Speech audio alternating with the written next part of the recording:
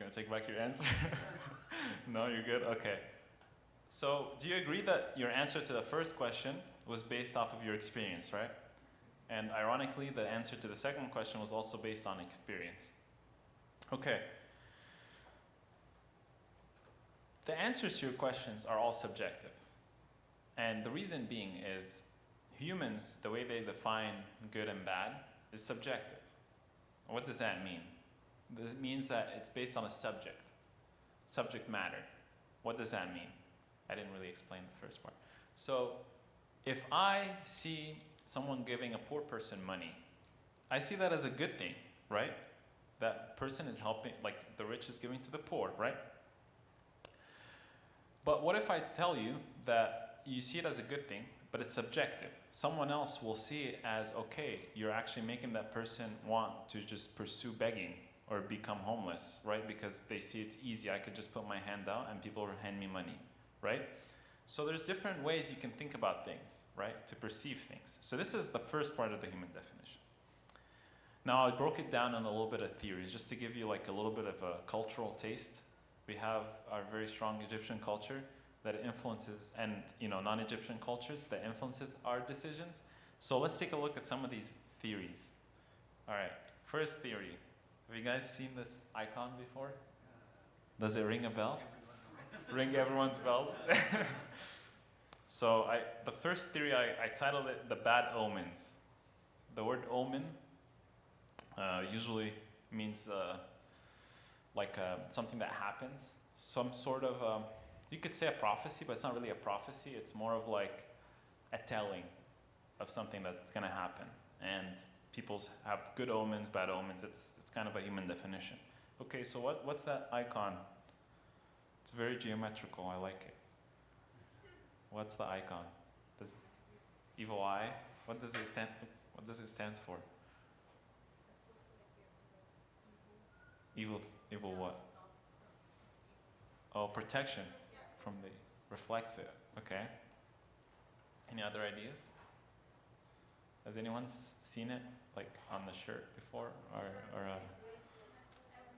when I drive, I see people have it in their cars, like instead of the little, under their mirror. It's pretty cute. Okay. So let me give you a quick background. This actually is not called the evil eye. This is just like a common, I guess, like interpretation of it. But it's actually called a quasi.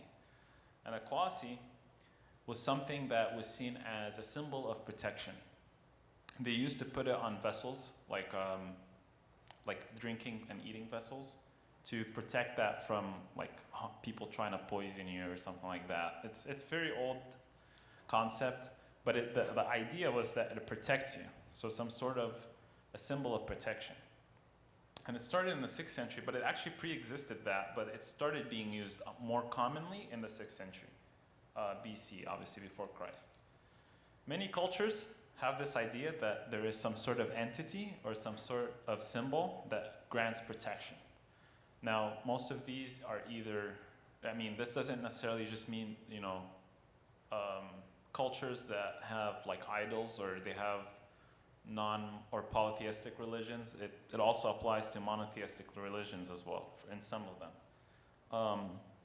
And it represents an evil form.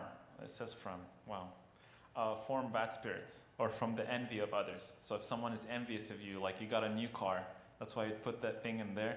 So if someone looks at you, you don't get into an accident while you're talking earlier. Okay.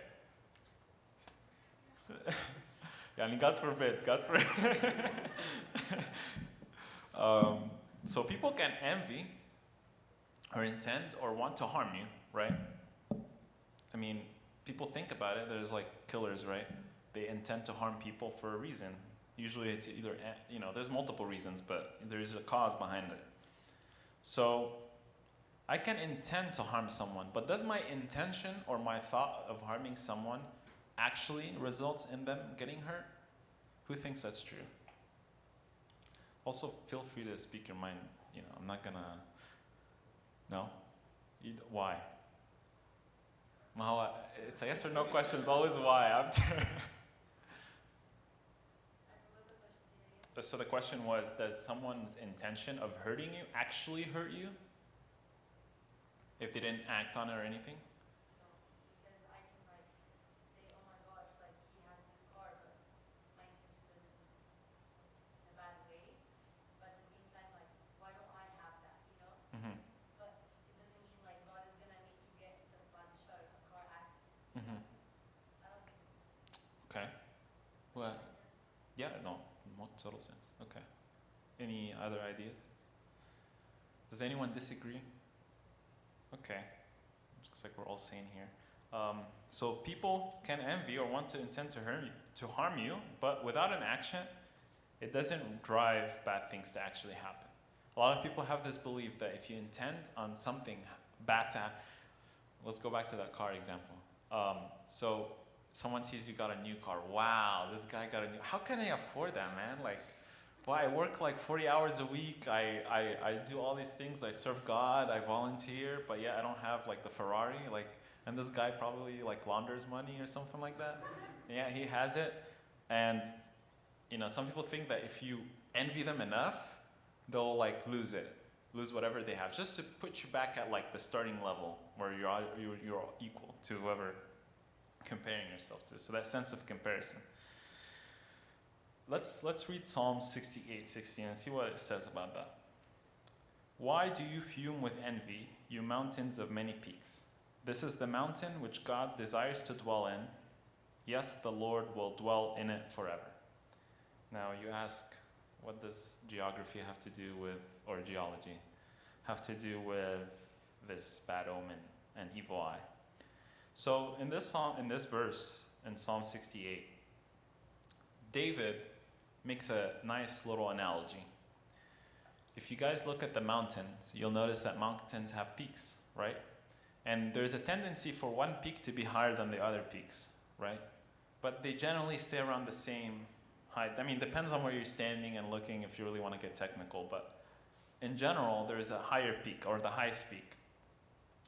And he describes the other peaks as people. He personifies them, and he says that why are the other peaks envy of that higher peak? Like, why can't they be higher? Or why can't they be at the same height? Right? But in reality, he's begging the question of, why are people different? Why don't we all have the same good things, right? So I'm going to reflect that question to you. It says the Lord will dwell in it forever. So the Lord desires the highest peak, and the other peaks are envious of it. Why do you think he asked that question? Why do you fume with envy? Why would he ask, why are people envious of other people that are better than them, let's say? No thoughts? Okay, let me give you a hint. Or not a hint, but like, yes. They're insecure about it. Insecurity. Okay. What else? Jealousy. Okay.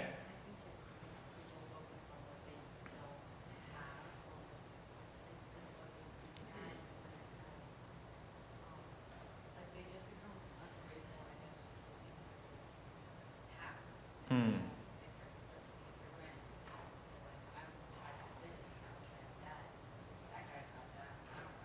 Hmm.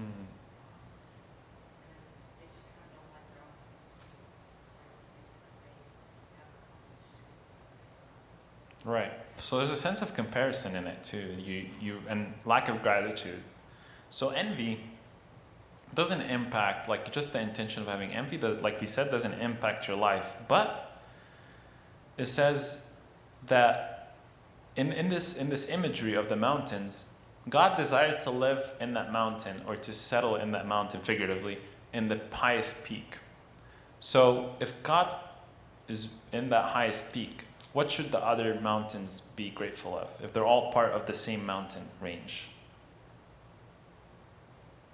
Who's among the mountains? God, right? So the focus has shifted, right? It's kind of weird, but when you look at it, you have a subjective view. There is that negative subjective view of it's a bad thing that God chose one over the other. But there is a positive look. right? Of that God has dwelt among us, right? That God is among us. And I want to start off with this idea that let's not focus on envy, let's not focus on others, our comparisons not be why is that person better than me, but why is God in that person? What has that person done to allow for God to come and dwell in them? So that's our first theory. We just debunked it. Good job, guys. The second theory, God's punishment. Do you recognize the symbol? Okay, just kidding. I mean, it's a hammer. It's a judge's hammer. Okay? So it's God's punishment, God's wrath, God's anger. Okay. Any ideas on why people think that bad things that happen are God's punishment? Like, why do people think that? Or why could it be true?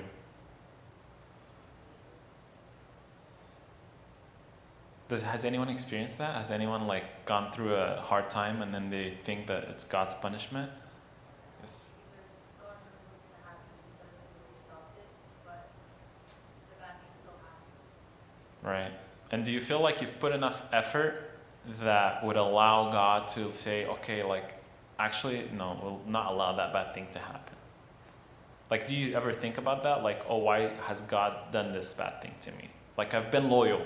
That loyal mentality, right?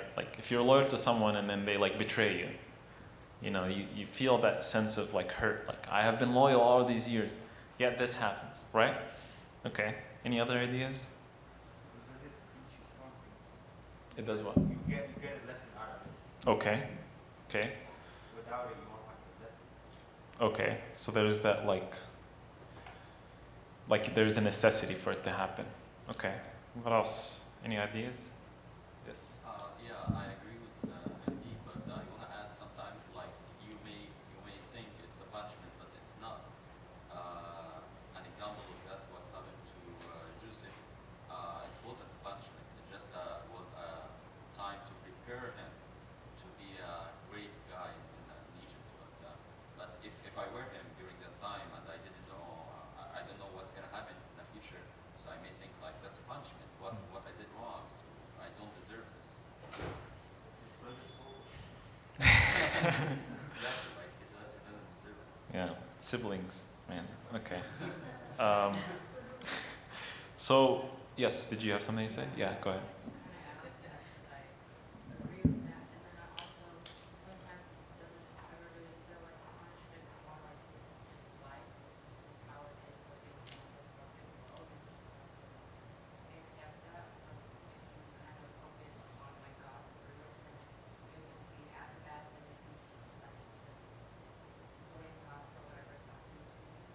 Okay, I like that.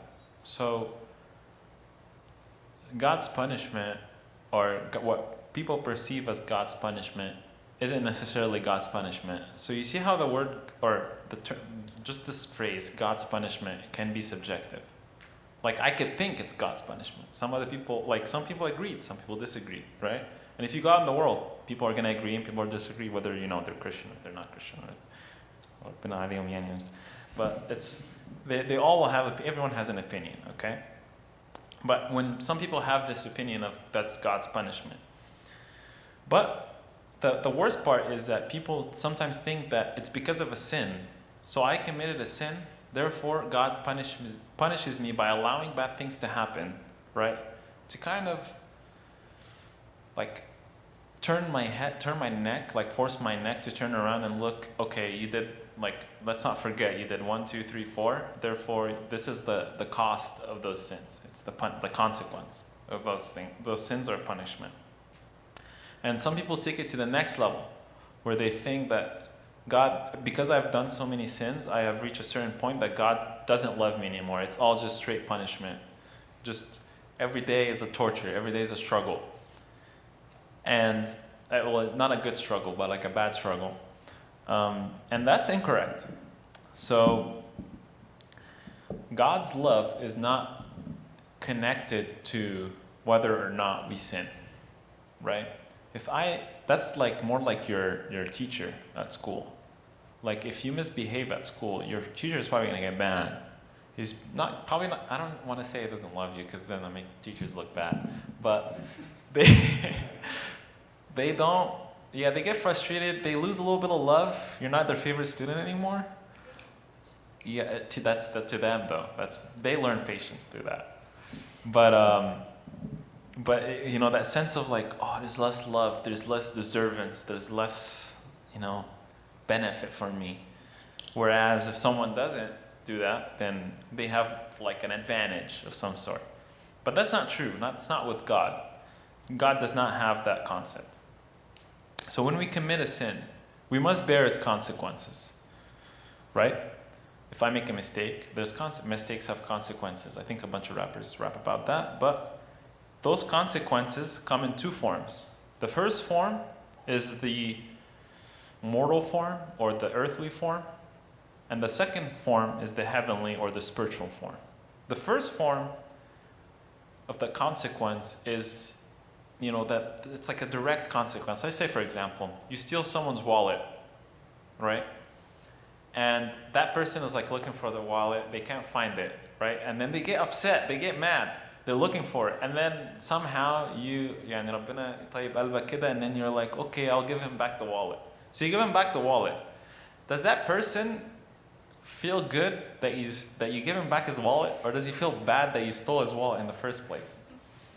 Right? There's that confliction, right? But most likely he's not gonna look at the good thing. He's gonna look at the bad thing, right? Because what came first, the chicken or the egg? So the earthly consequence is almost like it's part of the interaction, right? If you do something bad, there's a consequence to it, and whether you bear it or not depends on, I guess you could say, how slick you are, right? How slick of you being able to avoid the earthly law, the earthly punishment, right? But that does not dictate the heavenly punishment, right? The heavenly consequence depends on you, right? On you. Whether you repent, whether you go back to God, follow back, or you don't. And that punishment, that one is harsher, because that one comes later. So the earthly consequence can happen or may not happen, but if it does, then it's probably shorter. And it doesn't have as a bigger impact on your life, whether however big it is, has not comparable impact than what God's punishment is going to be like. But it's never a sign of God's lack of love. God loves you regardless of who you are, what you do, what your job is, what you look like. It's irrelevant of that. What God looks at your heart. He looks at your potential. He looks at your ability to come back. As long as you have that ability, God will always love you. And even the people that, they betrayed God, they looked away from God, God still loves them. But they made the choice, right? God allows us for the choice to love him or not. Okay. In Matthew chapter 10, 28, it says, "And do not fear those who kill the body." This is a famous one too, for like around a martyrdom happens, or a saint or something along that lines. Those who kill the body but cannot kill the soul, but rather fear him who is able to destroy both soul and body in hell. This is a very strong verse in the Bible, and it's strong because it says it better than I said it earlier. But that initial punishment, the initial earthly punishment, is technically the only punishment that exists. That's the one that you have to face by yourself, right?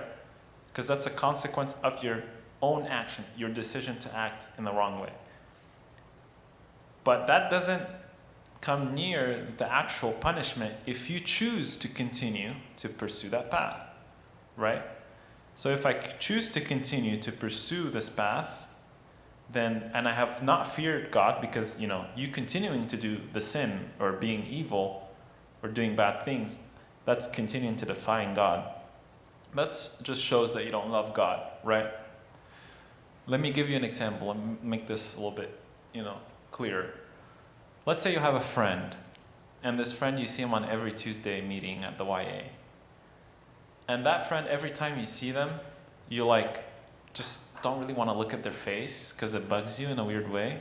And so you just turn around and you just pretend they don't exist. That's one way to go about it.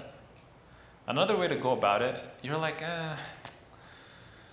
okay, fine, like I'll press myself a little bit and just go up and say hi, even though I don't really like this person. And you do that, and then that person maybe smiles, maybe doesn't smile. Doesn't really matter. But then you've said hi to that person, you've done your part, right? The following Tuesday, you do the same thing, right? There's two people. One person ignores, one person that doesn't ignore. Over time, who do you think is going to become more of a friend to that person? The person that ignores or the person doesn't ignore? Doesn't ignore, right? Why? Slamming. Okay. Yeah, but it's an effort. There's an effort to love. It's not necessarily full, like, picture love. You're hugging that person, you're kissing that person, you know. You're asking them, you know, to go eat with you all the time, and it's not like, you know, they're your entire life. But there's an effort to love that person, despite your own desire not to like that person, right? Versus another person that puts zero effort, actually puts more effort into trying to avoid to love that person, right?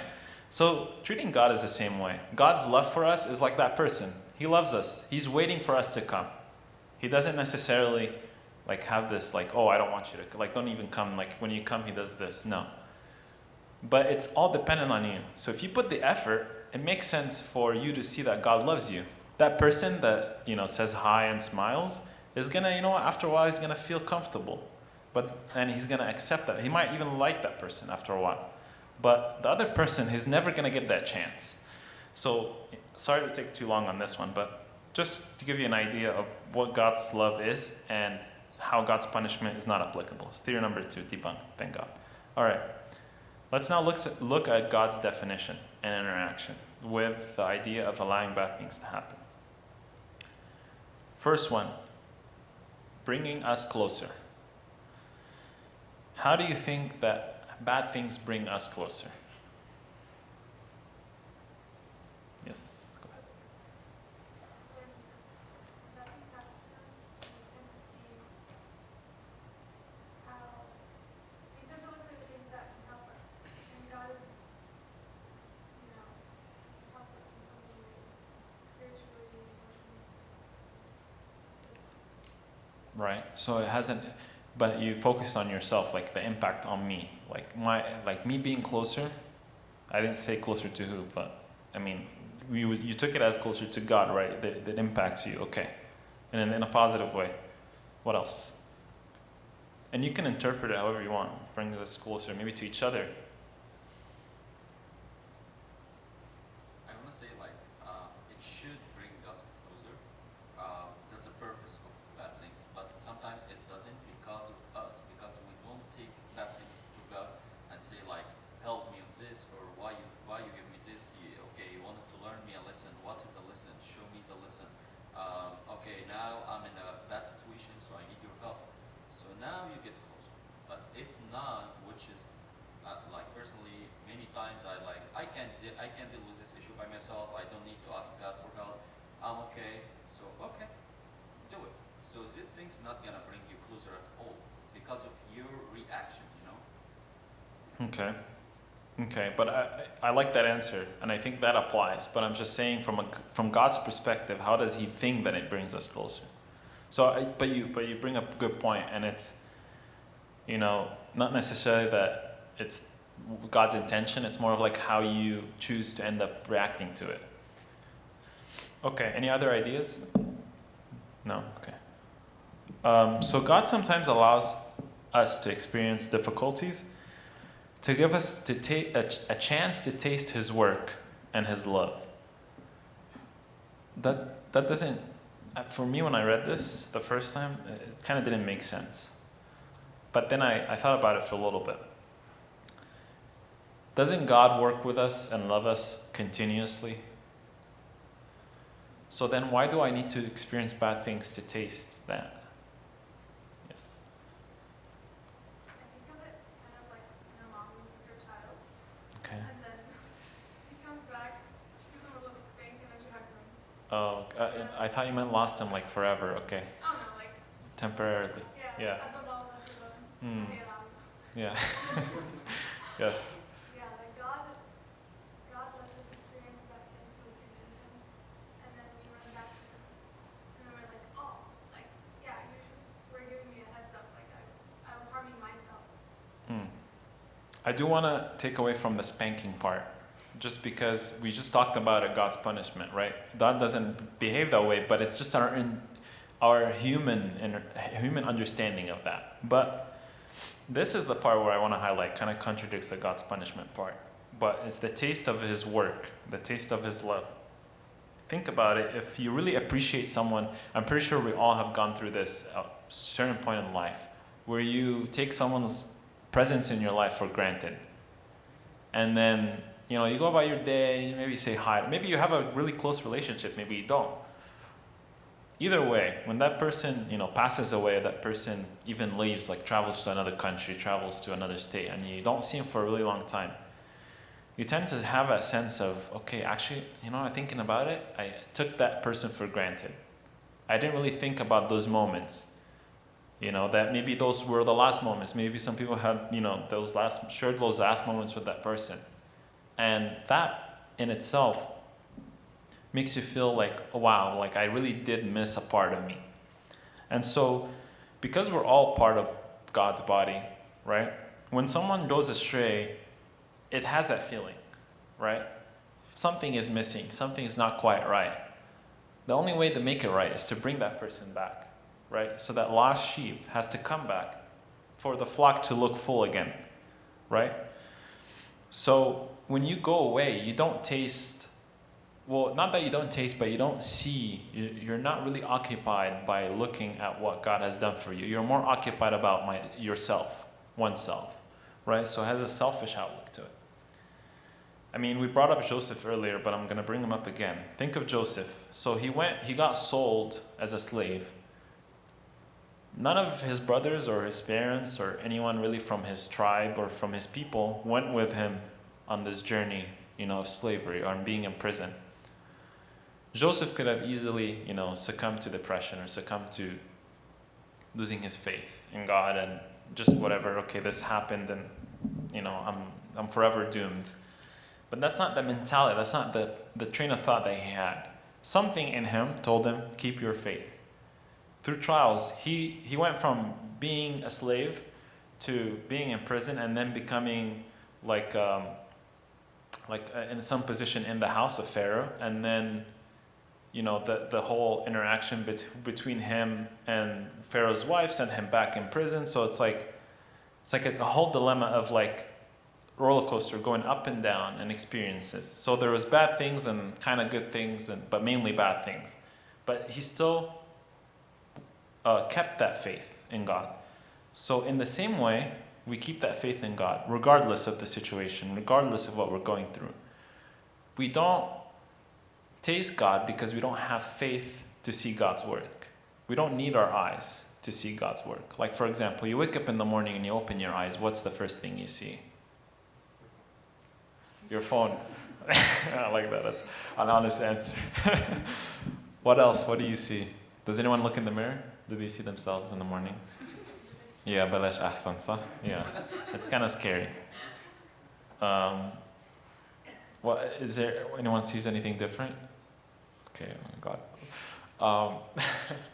So when you first open up your eyes, you look at things, and then you start to make judgments. Okay, like maybe I look in the mirror, I don't look, well put together, so I must put myself together. I wake up, look at my phone. Oh, I missed 15 messages. Okay, I need to actually look at those 15. You make judgments. But does anyone ever open their eyes and thank God for the day? Some people do. I mean, I'm not saying people don't do it. But some people do, right? Why? Why, when you open your eyes, would you want to thank God? I'll hear both of you. So you said what? Sorry. No, you're fine. You're fine. Go ahead. Oh, I said, because he gave you another day to Okay. Oh, same thing. Okay. Sorry. So it gave you another chance to live. And is that something that I can look in with my eyes, or do I need something else? With my physical eyes? These circles in our heads. Right? You need faith.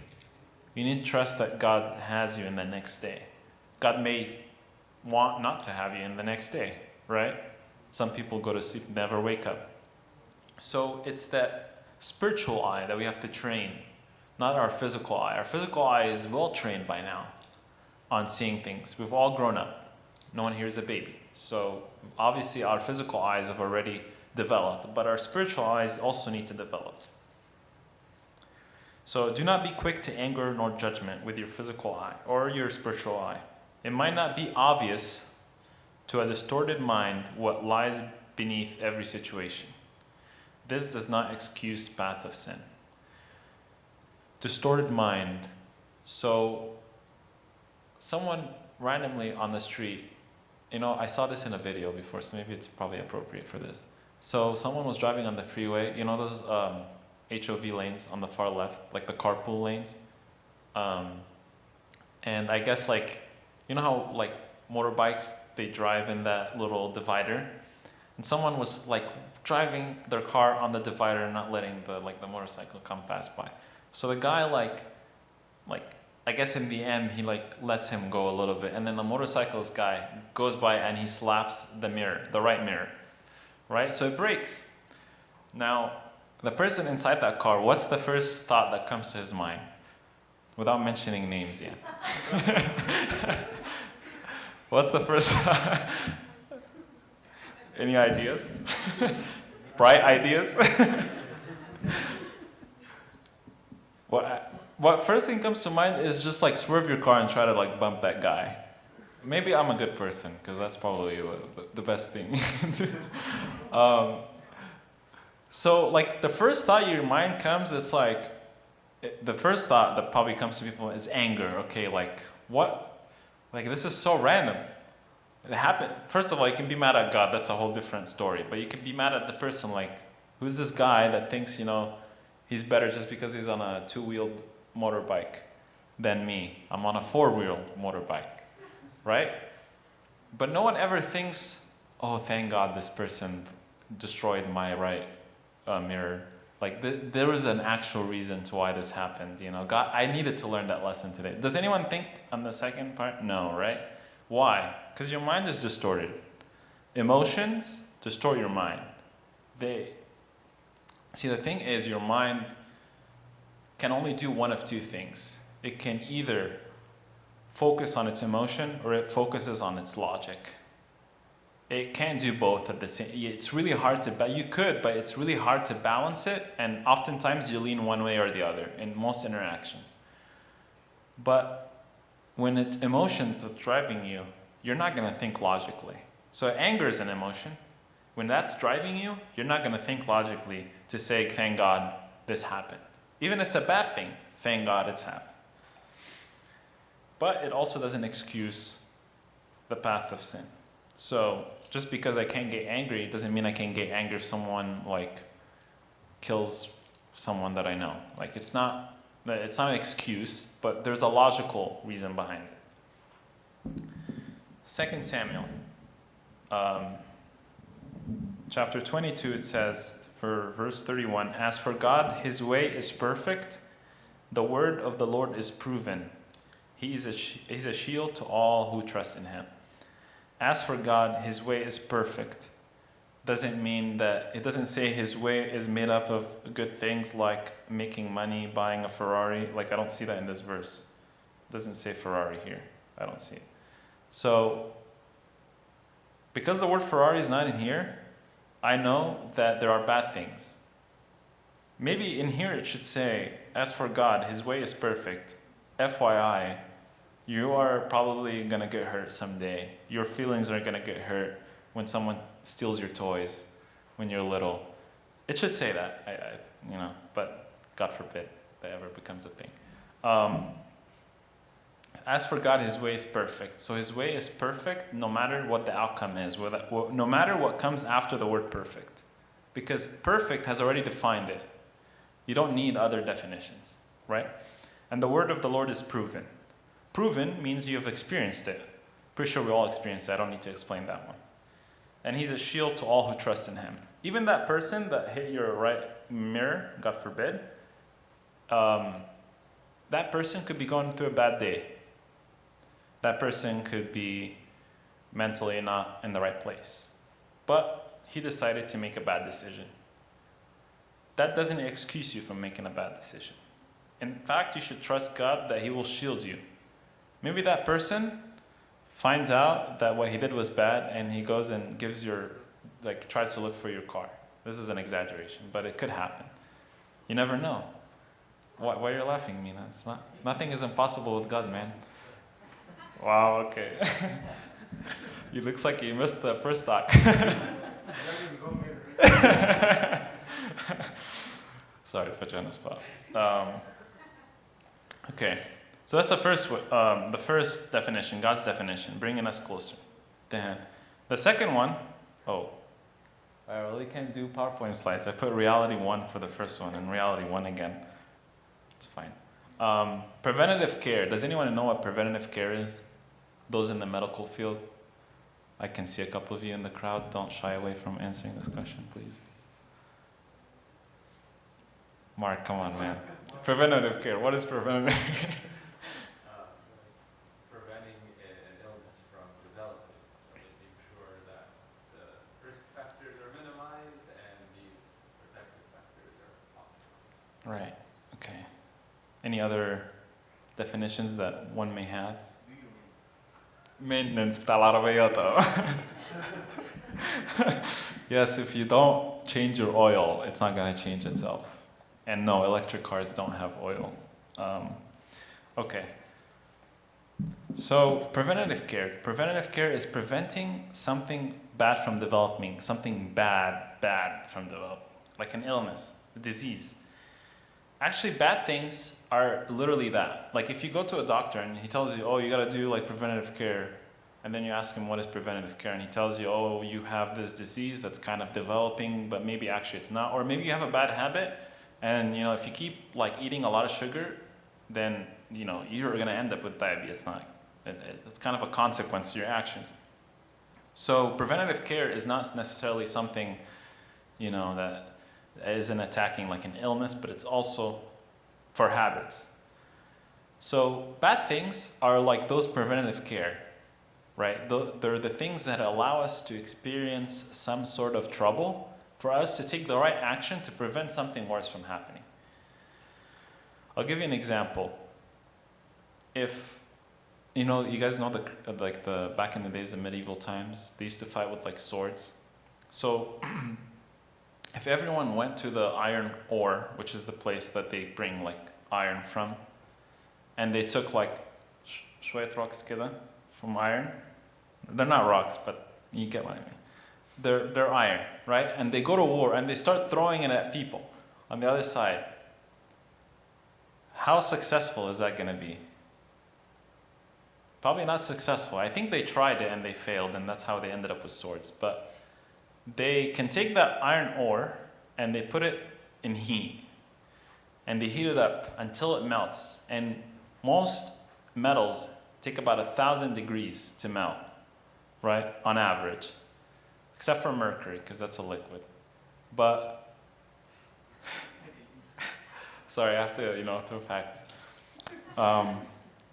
But you take it and you heat it up, and then you start spanking it. It's not just enough to heat it up, but you have to spank it, and you have to make it into a shape of a sword. Then you can take that sword and go to war, and then you have a higher chance of succeeding, right? But you notice that the ore itself had to go through so much struggle just to become something better, something useful. You can't just take rocks and throw it at people and call it a day. Like, that's not going to do anything. I can't just take myself and go in a car. I've never drove before, so I go in a car and I start driving, and I'm automatically going to learn how to drive, and it's going to work. Probably not. You're probably going to get in an accident. So it is important for you to struggle to learn. So the preventative care is that struggle. So I give an examples on my first one. The first one is my favorite, working out. If you work out, you have to struggle, right? Your body goes from this highly fatuous, low muscle mass with some bones in it, and then you take it and you try to reduce all that fat and turn it into muscle, right? So what do you have to do to your body, though, to get there? Do you go to Starbucks? You feed it well, so nutrition. What else? Water? Habibi, working out. Thank you. That's the first thing. Going to the gym, perfect. So instead of driving your car and putting in Google, like Carl Jr., make sure to put like 24-hour fitness. And then with the struggle of going to 24-hour fitness, you will become better. Your body will improve. You have to struggle. And it gets stronger, it doesn't get weaker. Because if it got weaker, there was no point in going to the gym. No one would ever go to the gym, right? So your mind and your spirituality is the same way. If you don't struggle, God knows that you're not going to be successful. You're going to be weak. Have you ever met someone that hasn't gone through maybe as many hard difficulties as you, and then you think, like, this guy's soft, right? Some people have that, and have that understanding of people. But that's the idea. It's the soft versus hard mentality. You got to go through the harsh part to become strong. You have to be like that middle. Second one is learning an instrument. So learning an instrument, like right now, I'm trying, God, yani, willingly, I will be able to play the guitar, but yani, I'm trying. And I noticed like the first thing was like my fingertips are hurting. And they're supposed to hurt and callous over time, right? Because you have to press those strings. And those strings are made out of like metal. So when you press it, it's like really harsh on your soft little baby fingers, right? Now, notice that if I let my hand hang, not press hard on the strings, the sound isn't going to be good. But if I press really hard, the sound is firm and it sounds good. So what should I do? Should I let loose or should I hold on hard? Hold on hard, thank you. Change instruments. Play the piano. Hashtag softies. All right, sorry. No, I'm like Archie Mark at this point, but okay. Getting a new job. Maybe that job you have no idea what's going on, or maybe it's a job that you know what's going on, but either way, you're still going to struggle. So again, it's that toughening your mind. Sometimes it's better for us to struggle first, to know our capabilities and limitations, in order for us to realize the importance of God's work in our life. I have to test the limit. Where is that limit? Not in a negative way. I'm not saying to go the opposite way with the limit, but in the positive light. How can I test the limit? Some people here have struggled so much so that they themselves don't even feel like they have a limit anymore. And I feel like we all are going to feel that way at one point, and God wants to take us that way. Because the only limit that exists is our mentality, our mind, what we think. God is limitless. He can do the impossible. So therefore, if we're with God, then there's nothing that is impossible. There is no limitations. But we have to test that. You can't just figure that out on your own. And it also highlights God's importance in your life, because if you don't have God, again, then you have a limit. 1 Peter chapter 5, it says, "Therefore humble yourselves under the mighty hand of God, that he may exalt you in due time, casting all your care upon him, for he cares for you." So there is that sense of humility in that struggle. Like I said, if someone hits your mirror, your first thought is going to be emotional, but you have to recollect yourself and you have to think, okay, I went through this bad thing. I have to analyze it, look at it, be critical of it. What does God's hand do in this situation? What does he have for me? Can he possibly have for me? I may not have the answers, but I trust, like Joseph, I have faith that my spiritual eye can see the end and it's good. And so that's what it means by casting all your care upon him. There should be no care in you, even if you care a little bit. All right, but my favorite part, guys. You see this bridge? Yeah. All right, crossing the bridge. The first point, this is kind of summing up what we've gone over so far. The first one, don't follow beliefs outside of our faith about God's will for our life. Now, this is not to say that you don't learn anything from anyone, but this to say that don't trust anything blindly. Be critical. Be critical. Think. But think in God's light. Okay? So take everything with a grain of salt.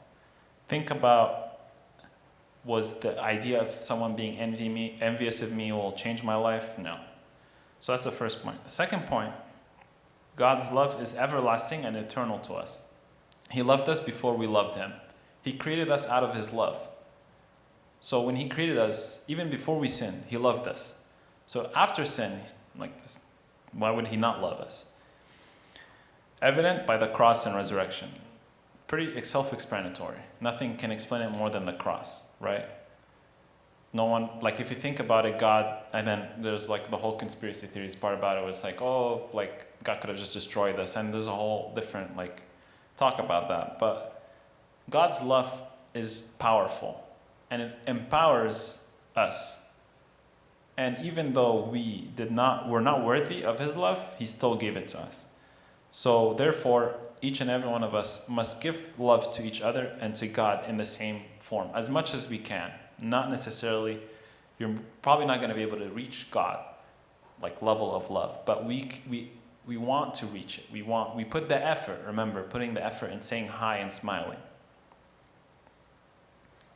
We're almost there. If you walk in the path of righteousness, then life's struggle will only bring you closer to God.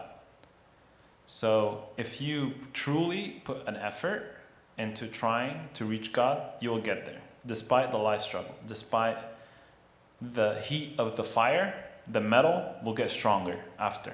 Because metal will cool and it'll become stronger than when it started. The last one, have a positive mindset and put your trust in God, knowing that some struggles strengthen you for life's battles. Guess what? You don't win a war by winning the battle. One battle, at least. You have to win a couple. So you're going to lose some, you're going to win some. But what matters is the war, not the battles. Right? Don't let the battles that you lose discourage you, but let the battles that you win encourage you to move on. Move on from the bad battles. And in the end, the war is going to decide whether you won or you lost. Maybe you lose in the end. I don't know. But you'll find out at the end. It's better to find out at the end. But you have to be hopeful. Okay. That's about it, guys. Do you have any questions? And glory be to God forever, amen. But do you have any questions? Any thoughts? No? Okay. Perfect. If not, then please join me. We're going to pray a little bit and then get going. Thank you, guys. We're going to stand up to pray. Yeah. That part was self-explanatory.